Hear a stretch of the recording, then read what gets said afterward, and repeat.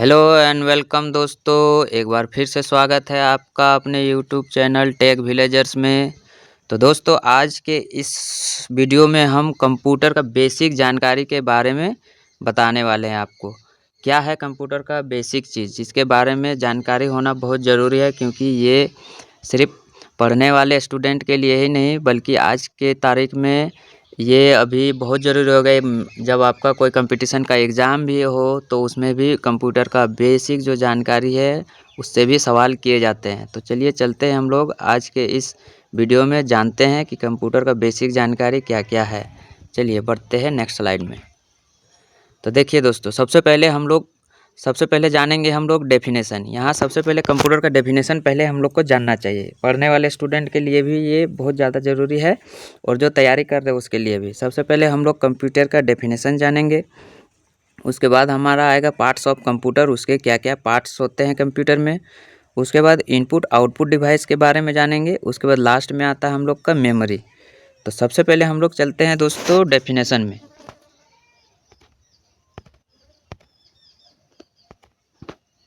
तो सबसे पहले आता है कि व्हाट इज़ कंप्यूटर, यानी सबसे पहला सवाल, अगर आप कंप्यूटर का पढ़ाई कर रहे हैं या तो बीसीए कर रहे हैं, आईटी कर रहे हैं, या फिर नॉर्मल जो अभी बच्चे 6 क्लास से 10 क्लास में अभी पढ़ रहे हैं उन लोग भी कंप्यूटर का पढ़ाई करते हैं।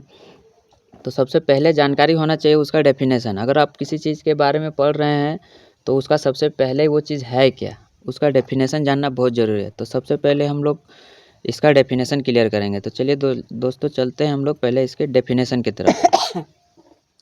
तो डेफिनेशन में देखिए दोस्तों, आता है कि कंप्यूटर क्या है ना।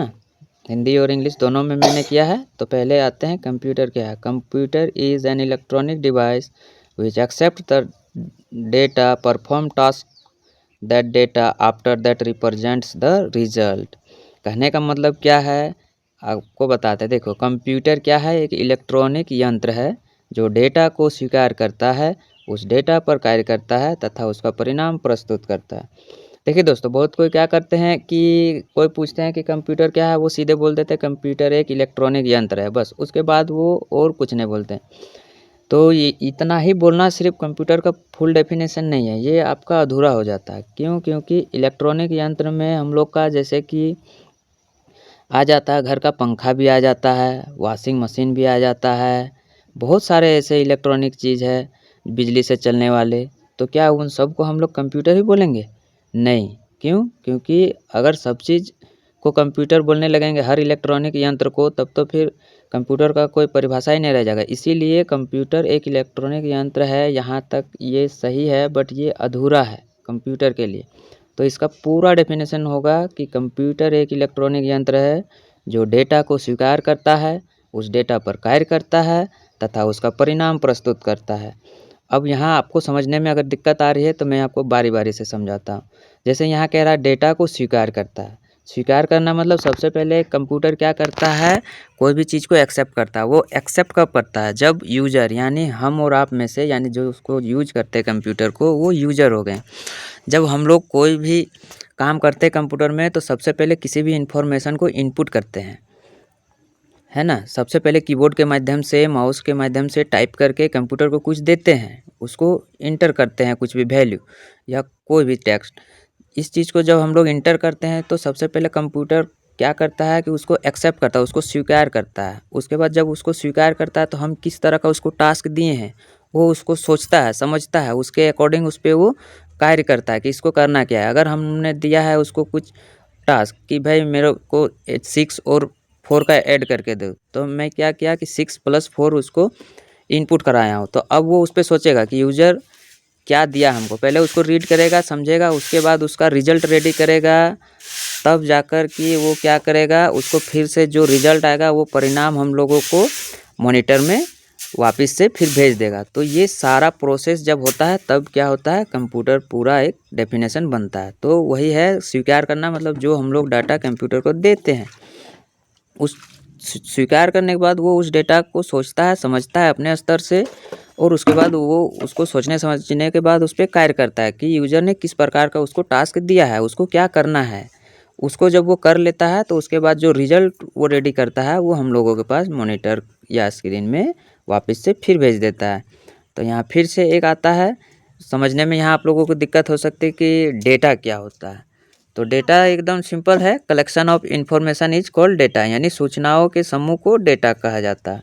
यानी किसी भी चीज़ के अगर कोई भी उसका इन्फॉर्मेशन हो, उसको कलेक्ट करके एक जगह एकत्रित कर लेते हैं, तो उसी को हम लोग क्या करते हैं, किसी भी इन्फॉर्मेशन को जब कलेक्ट करके एक जगह रखते हैं तो उसी को हम लोग डेटा कहते हैं। तो दोस्तों ये हो गया हम लोगों का डेटा किसको कहते हैं उसके बारे में जान लिया। अब डेटा का कितना प्रकार का होता है, डेटा का टाइप क्या क्या है, उसके बारे में भी थोड़ा देख लेते हैं। चलिए दोस्तों उसको भी देख लेते हैं। देखिए दोस्तों यहाँ टाइप ऑफ डेटा है ना, यानी डेटा का प्रकार। वो डेटा कितने प्रकार के हो सकते हैं। तो सबसे पहला हम लोग क्या लिए हैं, नंबर। नंबर क्या है, ये एक डेटा का काम करता है। जैसे यहाँ 25 है, 100 है, 2025 है, ये क्या हो जाएगा, हम लोग का डेटा हो जाएगा। किस तरह से, लेकिन ये क्या है, अभी ये सिर्फ एक संख्या है, इनका अपने आप में कोई मतलब नहीं होता है। नंबर अगर हम कोई डाल रहे हैं सिर्फ 25, 100, 200, 2025, तो इसका अपने आप में कोई मतलब है क्या, कोई मतलब नहीं बनता है जब तक इसको किसी फिक्स जगह पे सेट ना किया जाए। जैसे हम डालेंगे डेट ऑफ बर्थ, तो 25/12/1994, 22/10/2002, इस तरह से हम लोग डेटा को डेट ऑफ बर्थ में उससे पहले मेंशन किया जाता है कि ये क्या है, किस चीज़ का डेटा है ना, डेट ऑफ बर्थ का उसका डेटा है। तो डेटा जो नंबर है वो अपने आप में क्या है, एक डेटा है, ठीक है, वो उसका प्रकार है डेटा का। लेकिन वो अभी ये सिर्फ अभी इसका कोई मतलब नहीं है जब तक इसको किसी सही जगह पे इसको रखा ना जाए। उसी तरह से क्या है, दूसरे नंबर पे डेटा का जो प्रकार है वो आता है टेक्स्ट, यानी लेटर, जिसको हम लोग लिखते हैं। जैसे हम लोग लिख दिए राम, RAM राम लिख दिए।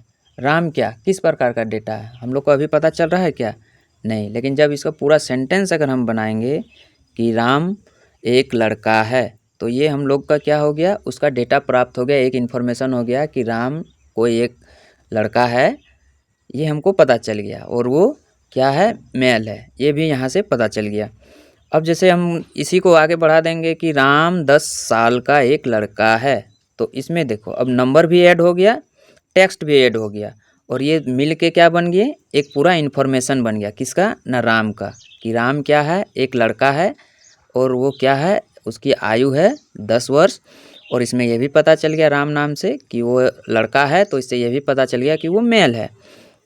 उसी तरह से और भी डेटा का प्रकार है, जैसे कि इमेज एंड ग्राफिक्स डेटा है। जैसे कोई पिक्चर या फिर कोई ग्राफिक्स है, उसको भी हम लोग डेटा में ही काउंट करते हैं। और साथ ही साथ ऑडियो एंड वीडियो, जैसे कि अभी मैं आपको ऑडियो के माध्यम से ये बोल रहा हूँ, तो ये क्या है, एक इन्फॉर्मेशन मैं आपको दे रहा हूँ, किसके थ्रू, ऑडियो के थ्रू। इसी तरह से वीडियो के थ्रू भी जैसे बना के, जैसे कि आपको जो अभी दिख रहा है स्क्रीन में, ये आपका क्या है, एक तरह से विजुअलाइज है, तो ये वीडियो हो गया। तो यहाँ ऑडियो और वीडियो का पूरा मिक्सचर है, तो इसी को हम लोग ऑडियो और वीडियो का भी डेटा कहते हैं। क्यों, क्योंकि इसमें आपको इन्फॉर्मेशन मिल रहा है टाइप्स ऑफ डेटा के बारे में। तो ये क्या हो गया, एक तरह से ऑडियो एंड वीडियो का कम्बिनेशन हो गया। तो ठीक है दोस्तों, आज के इस वीडियो में इतना ही रखते हैं।